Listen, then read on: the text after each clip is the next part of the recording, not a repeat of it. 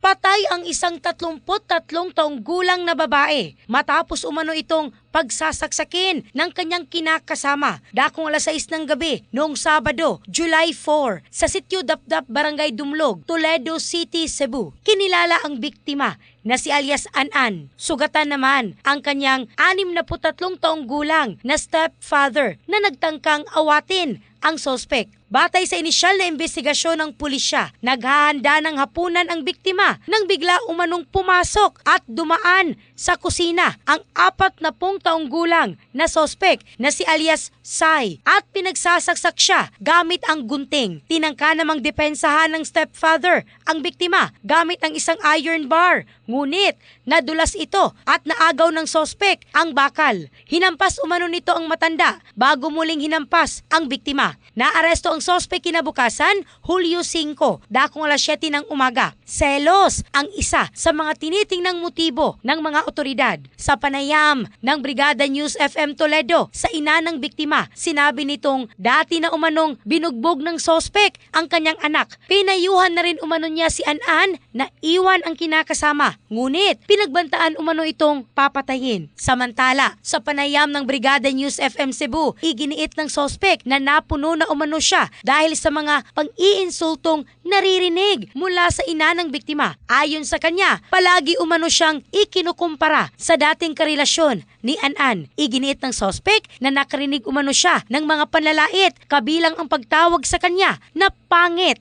Emosyonal namang sinabi ng ina ng biktima na sisiguraduhin niyang mananagot at mabubulok sa kulungan ang sospek.